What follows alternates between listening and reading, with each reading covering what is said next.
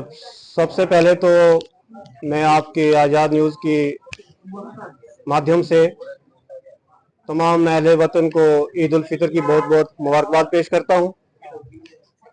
और आज हमने जो है जामा मस्जिद पलियूर में ईद उल फितर की नमाज अदा की और यहाँ से इमाम साहब ने जो है पूरे देश में अमन और सुकून के लिए दुआ की कि हमारे देश में अमन और सुकून बहाल हो।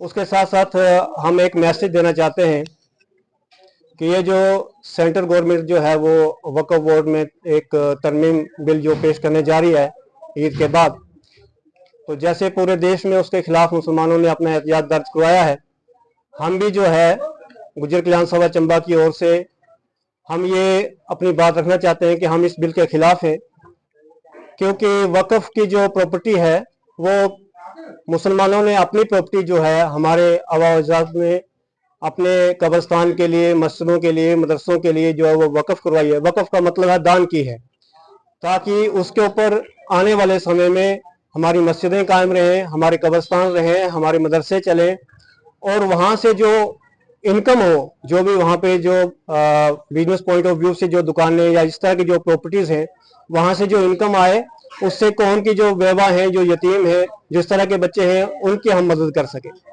लेकिन पूरे देश में एक माहौल बनाया जा रहा है कि ये वक्फ एक ऐसी कानून है, वक्फ बोर्ड एक ऐसी एजेंसी है जो किसी भी प्रॉपर्टी के ऊपर जो है वो कब्जा कर लेती है। ये ना एक जो है वो बेबुनियाद जो है वो नेगेटिव क्रिएट किया जा रहा है मुसलमानों के खिलाफ।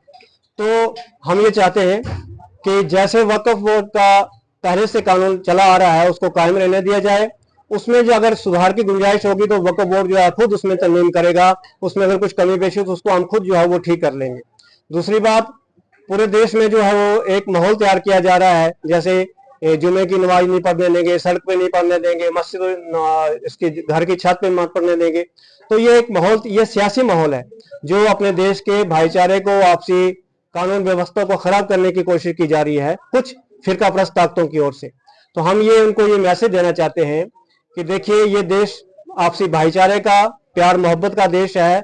यहाँ पे सैकड़ों मजहब हैं, हजारों भाषाएं हैं और लाखों तरह के जो है वो समुदाय निवास करते हैं हमारे देश में। यहाँ पे हिंदू भी हैं, मुसलमान हैं, सिख हैं, ईसाई हैं, बौद्ध हैं, पारसी हैं, जैन हैं, कितने ही मजहब हैं।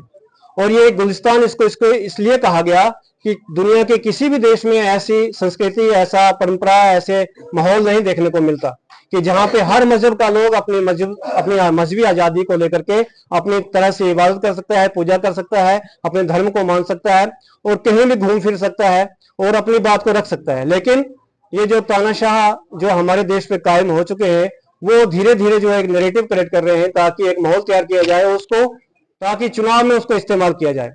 तो उनको हम ये कहना चाहेंगे कि वही देश तरक्की करता है जिसमें आपसी भाईचारा हो, मोहब्बत हो, जो मिलजुल के सारे रहें। हमने सुना कि हरियाणा में जो है ईद उल फितर की जो है छुट्टी को कैंसिल कर दिया गया।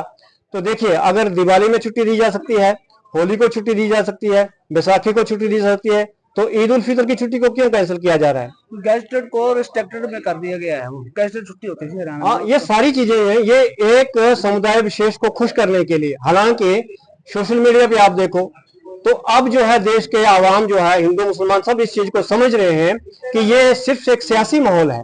तो लोग जो हैं वो खुल करके जो है वो मुसलमानों के साथ खड़े हो रहे हैं। हमारे हिंदू भाई, हमारे सिख भाई, हमारे क्रिश्चियन भाई जो है वो इस चीज को समझ रहे हैं, दलित भाई समझ रहे हैं कि देश का माहौल जो है वो खराब किया जा रहा है। और अगर देश का माहौल खराब होगा तो हमारा देश तरक्की नहीं कर सकता, हमारा देश जो है वो पीछे चला जाएगा। तो अगर देश को आगे ले जाना चाहते हैं तो हिंदू, मुस्लिम, सिख, ईसाई जो भी हमारे मौलिक अधिकार हैं, जो भी संविधान में हमें लिखा है उसको कायम रहने दें, उसको माने। जिस संविधान की प्रधानमंत्री और मुख्यमंत्री जो है जब वो अपने पद की कसम लेते हैं तो संविधान का जो है वो शर्त लेकर के अपने ओहदे को स्वीकार करते हैं, तो उनकी ये ड्यूटी बनती है कि उस संविधान को माने, उसके ऊपर चले और सभी नागरिकों को जो है खुश रखने की कोशिश करें।